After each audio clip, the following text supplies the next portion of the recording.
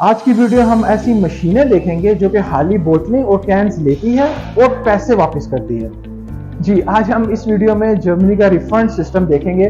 जैसे कि आप मेरे बैकग्राउंड में देख सकते हैं, यहाँ पे 4 मशीनें लगी हुई हैं। ये चारों का सेम ही फंक्शन है।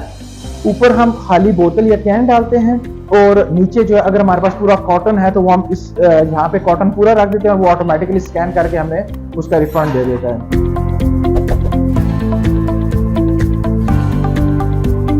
जैसे मेरे पास एक पानी की बोतल है, इसी तरह बोतलों में मेरे पास एक और कोला की बोतल पड़ी हुई है, या इसके अलावा एक कोला का कैन मेरे पास पड़ा हुआ है और उसके अलावा एक रेड बुल का कैन मेरे पास पड़ा है। तो इसी तरह ये कोई भी कैन या बोतल हो सकती है, लेकिन उसके ऊपर एक ख़ास सिंबल होना बहुत ज़रूरी है। तो ऐसा बिल्कुल भी नहीं है कि आप कोई भी बोतल या कोई भी कैन किसी भी मुल्क से उठा के इस मशीन में डालें और वो आपको उसके पैसे वापस कर देगा।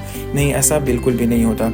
आप जब भी शॉपिंग करते हैं, आप रेड बुल लिया, आपने पानी लिया, कुछ भी लिया, और अगर उसके ऊपर वो निशान एक है तो वो फिर आपसे ऑटोमेटिकली उसके पहले पैसे काट लेंगे, रिफ़ंड के पैसे, और जब फिर आप बाद में वो चीज़ मशीन में डालेंगे तो वो आपको उसका रिफ़ंड वापस कर देंगे। चलें आप देखते हैं कि ये सारा सिस्टम काम कैसे करता है। अच्छा, उससे पहले मैंने आपको बताया था कि एक निशान होता है जो इन चीज़ों के ऊपर होना बहुत ज़रूरी है, जिससे ये सारा सिस्टम काम करता है।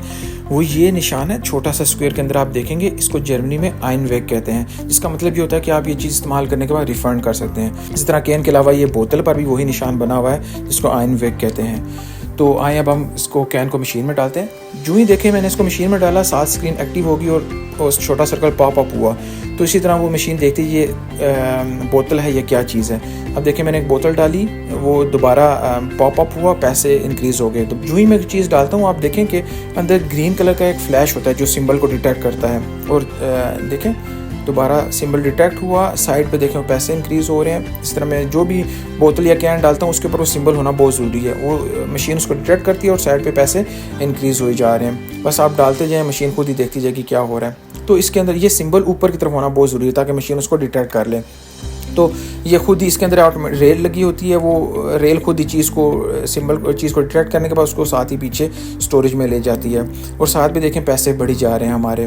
तो इसी तरह जब मैं बोतल डाली तो काउंटर लगे होते हैं, बोतल है या कैन है, वो काउंटर भी इंक्रीज़ होता जा रहा है। देखें अभी 8 बोतलें थी, अब 9 बोतलें हो गई। तो अभी मैंने एक और बोतल डाली, ये 10 बोतलें हो गई और साथ हमारे पैसे भी बढ़ी जा रहे हैं। अब सिंबल ने किसी चीज़ में प्रॉब्लम डिटेक्ट की, अब ये देखते हैं क्या प्रॉब्लम है। अच्छा, इस कैन के ऊपर सिंबल तो बना हुआ है लेकिन ये कैन टेढ़ा हुआ था। तो जैसे मैंने आपको कहा था कि ये सिंबल जो है ये डिटेक्टेबल होना चाहिए। अच्छा, इनमें एक कैंस ऐसा भी है जिसके ऊपर वो ख़ास निशान नहीं है। अब देखें मशीन ने हमें एक एरर दे दी, हम देखते हैं कि ये वही कैन तो नहीं है।